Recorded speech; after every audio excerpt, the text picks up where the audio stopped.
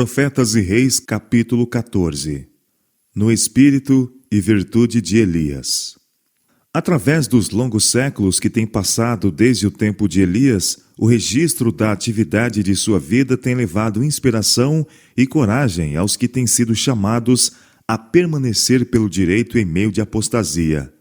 E para nós, para quem já são chegados os fins dos séculos, ele tem especial significação. A história está se repetindo. O mundo hoje tem seus Acabes e suas Jezabéis. O presente século é tão verdadeiramente um século de idolatria como aquele em que Elias viveu. Pode não haver nenhum altar externamente visível. Pode não haver nenhuma imagem sobre que os olhos repousem. Contudo, milhares estão seguindo após os deuses deste mundo. Riqueza, fama, prazeres e as agradáveis fábulas que permitem ao homem seguir as inclinações do coração não regenerado. Multidões têm uma errônea concepção de Deus e seus atributos e estão servindo a um falso Deus tão verdadeiramente como o estavam os adoradores de Baal. Muitos, mesmo entre os que se declaram cristãos, têm se aliado com influências que são inalteravelmente opostas a Deus e sua verdade. Assim são levados a se afastarem do divino e a exaltarem o humano. O espírito predominante em nosso tempo é de infidelidade e apostasia. Espírito de professada iluminação por causa do conhecimento da verdade, mas na realidade da mais cega presunção. Teorias humanas são exaltadas e postas onde deviam estar Deus e sua lei. Satanás tenta homens e mulheres a desobedecerem, com a promessa de que na desobediência encontrarão liberdade e independência que os tornarão deuses. Há um visível espírito de oposição à clara palavra de Deus, de idolátrica exaltação da sabedoria humana sobre a revelação divina. Os homens têm permitido que suas mentes se tornem tão entenebrecidas e confusas, pela conformidade aos costumes e influências mundanos, que parecem haver perdido todo o poder de discriminação entre a luz e as trevas, a verdade e o erro.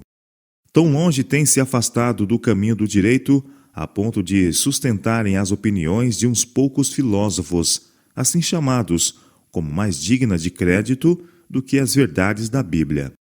As instâncias e promessas da palavra de Deus, suas ameaças contra a desobediência e a idolatria, tudo parece não ter poder para tocar-lhes o coração. Uma fé como a que operou em Paulo, Pedro e João, eles a consideram como coisa do passado, misticismo indigna da inteligência dos modernos pensadores. No princípio, Deus deu sua lei à humanidade, como um meio de alcançar a felicidade e vida eterna. A única esperança de Satanás de poder frustrar o propósito de Deus é levar homens e mulheres à desobediência a essa lei. E seu constante esforço tem sido falsear seus ensinos e diminuir sua importância. Seu principal ataque tem sido a tentativa de mudar a própria lei, assim como levar homens a violar seus preceitos enquanto professam obedecê-la. Um escritor comparou a tentativa de mudar a lei de Deus ao antigo e maldoso costume de mudar a direção da flecha indicativa numa importante junção de duas estradas. A perplexidade e contratempo que esta prática muitas vezes causava foi grande. Um marco indicativo foi erigido por Deus para os que jornadeiam através deste mundo. Um braço desta tabuleta apontava a espontânea obediência ao Criador como caminho da felicidade e vida, enquanto o outro braço indicava a desobediência como a estrada da miséria e morte. O caminho da felicidade era tão claramente definido como o era o caminho da cidade de refúgio na dispensação judaica. Mas, em má hora para com a nossa raça, o grande inimigo de todo o bem virou a tabuleta, e multidões têm errado o caminho. Através de Moisés, o Senhor instruiu os israelitas. Certamente guardareis meus sábados, porquanto isso é um sinal entre mim e vós nas vossas gerações, para que saibais que eu sou o Senhor, que vos santifica. Portanto, guardareis o sábado, porque santo é para vós.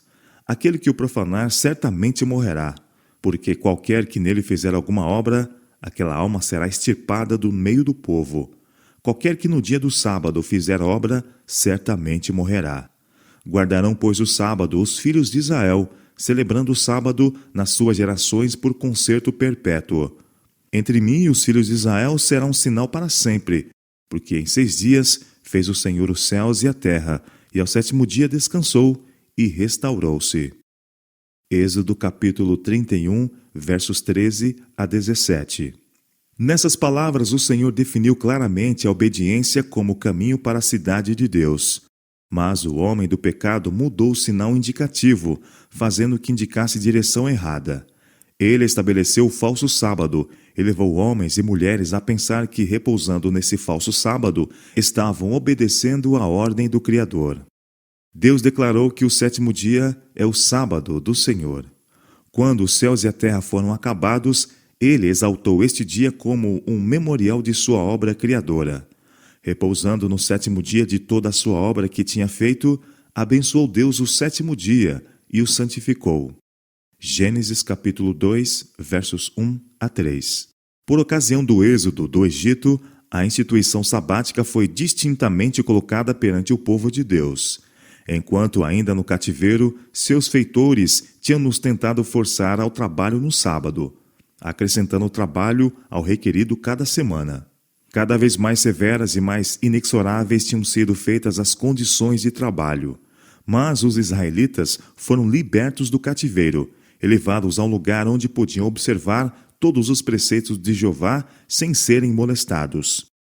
No Sinai, a lei foi proclamada, e uma cópia em 2 tábuas de pedra, escritas com o dedo de Deus, foi entregue a Moisés. E através de quase 40 anos de peregrinação, constantemente foi feito lembrar aos israelitas o dia de repouso de Deus, pela contenção da queda do maná cada 7º dia e a miraculosa preservação da porção dobrada que caía no dia da preparação. Antes de entrar na terra prometida, os israelitas foram admoestados por Moisés a guardar o dia de sábado para o santificar. Era desígnio do Senhor que, pela fiel observância do mandamento do sábado, Israel fosse continuamente lembrado de sua responsabilidade perante ele como seu Criador e Redentor. Enquanto guardassem o sábado no devido espírito, a idolatria não poderia existir. Mas fossem as exigências deste preceito do Decálogo postas de lado como não mais vigentes, o Criador seria esquecido, e os homens adorariam outros deuses. Também lhe dei os meus sábados, declarou Deus, para que servissem de sinal entre mim e eles, para que soubessem que eu sou o Senhor que os santifica. Contudo, rejeitaram os meus juízos e não andaram nos meus estatutos, e profanaram os meus sábados, porque o seu coração andava após os seus ídolos. Em seu apelo para que tornassem a ele, o Senhor lhes chamou a atenção outra vez para a importância da santificação do sábado. Eu sou o Senhor vosso Deus, disse ele. Andai nos meus estatutos e guardai os meus juízos e executai-os. E santificai os meus sábados e servirão de sinal entre mim e vós, para que saibais que eu sou o Senhor, o vosso Deus. Ezequiel capítulo 20, verso 12, 16, 19 e 20. Chamando a atenção de Judá para os pecados que finalmente acarretaram sobre eles o cativeiro babilônico, o Senhor declarou: Os meus sábados profanaste, por isso eu derramarei sobre eles a minha indignação. Com o fogo do meu furor os consumi, fiz que o seu caminho recaísse sobre as suas cabeças. Ezequiel capítulo 22, versos 8 e 31. Por ocasião da restauração de Jerusalém, nos dias de Neemias, a quebra do sábado foi confrontada com a severa inquirição. Porventura não fizeram vossos pais assim, e nosso Deus não trouxe todo este mal sobre nós e sobre esta cidade? E vós ainda mais acrescenteis o ardor de sua ira sobre Israel, profanando o sábado. Neemias capítulo 13, verso 18. Cristo, durante seu ministério terrestre, deu ênfase aos imperiosos reclamos do sábado. Em todo o seu ensino, ele mostrou reverência pela instituição que ele mesmo dera. Em seus dias, o sábado tinha se tornado tão pervertido que sua observância refletiu o caráter de homens egoístas e arbitrários, antes que o caráter de Deus. Cristo pôs de lado o falso ensino pelo qual os que proclamavam conhecer a Deus tinham-no deformado. Embora seguindo com impiedosa hostilidade pelos rabis, ele não pareceu sequer conformar-se às suas exigências, mas prosseguiu retamente, guardando o sábado de acordo com a lei de Deus. Em linguagem que não pode deixar de ser compreendida, ele testificou de sua consideração pela lei de Jeová. Não cuideis que eu vim destruir a lei ou os profetas, declarou. Não vim abrogar, mas cumprir. Porque em verdade vos digo que até que o céu e a terra passem, nem um jota ou um tio se omitirá da lei, sem que tudo seja cumprido. Qualquer, pois, que violar um destes mais pequenos mandamentos e assim ensinar aos homens, será chamado menor no reino dos céus. Aquele, porém, que os cumprir e ensinar, será chamado grande no reino dos céus. São Mateus capítulo 5, versos 17 a 19. Durante a dispensação cristã, o grande inimigo da felicidade do homem fez do sábado do quarto mandamento um objeto de ataque especial. Satanás diz: eu atravessarei os propósitos de Deus, capacitarei meus seguidores a porem de lado o memorial de Deus, o sábado do sétimo dia. Assim mostrarei ao mundo que o dia abençoado e santificado por Deus foi mudado. Esse dia não perdurará na mente do povo, apagarei a lembrança dele. Porém, em seu lugar, um dia que não leve as credenciais de Deus, um dia que não seja um sinal entre Deus e seu povo. Levarei os que aceitarem este dia a porem sobre ele a santidade que Deus pôs sobre o sétimo dia. Através de meu representante, engrandecerei a mim mesmo. O primeiro dia será exaltado, e o mundo protestante receberá este sábado espúrio como genuíno. Através da não observância do sábado que Deus instituiu, levarei sua lei ao menosprezo. As palavras, um sinal entre mim e vós, por todas as vossas gerações, farei que se prestem para o meu sábado. Assim o mundo tornar-se-á meu. Eu serei o governador da terra, o príncipe do mundo. Controlarei assim as mentes sob meu poder, para que o sábado de Deus seja um objeto de especial desprezo. Eu farei a observância do sétimo dia um sinal de deslealdade para com as autoridades da terra. As leis humanas serão feitas tão rígidas que os homens e mulheres não ousarão observar o sábado do sétimo dia. Pelo temor de que lhes venha a faltar alimento e vestuário, eles se unirão com o mundo na transgressão da lei de Deus. A terra estará inteiramente sob meu domínio. Através do estabelecimento de um dia falso, o inimigo pensou em mudar os tempos e as leis. Mas tem tido ele realmente êxito em mudar a lei de Deus? As palavras do capítulo 31 de Êxodo são a resposta. Aquele que é o mesmo ontem, hoje e eternamente, declarou do sétimo dia. É um sinal entre mim e vós nas vossas gerações. Será um sinal para sempre. Êxodo capítulo 31, versos 13 e 17. A tabuleta virada está indicando um caminho errado, mas Deus não mudou. Ele ainda é o poderoso Deus de Israel. Eis que as nações são consideradas por ele como gota de um balde e como pó miúdo das balanças. Eis que lança por aí as ilhas como a uma coisa pequeniníssima. Nem todo o Líbano basta para o fogo, nem os seus animais bastam para holocaustos. Todas as nações são como nada perante ele. Ele considera-as menos do que nada e como uma coisa vã. Isaías capítulo 40, versos 15 a 17. Ele é tão zeloso de sua lei agora como era nos dias de Acabe e de Eliseu. Mas como é esta lei desrespeitada?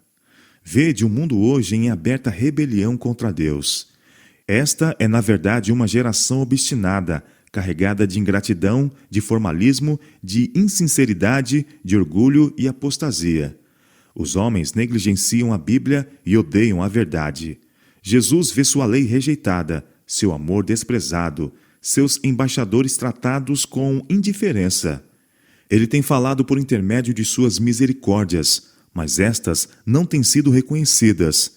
Tem falado por meio de advertências, mas estas não têm sido ouvidas. O santuário da alma humana tem se tornado lugar de não santificado intercâmbio.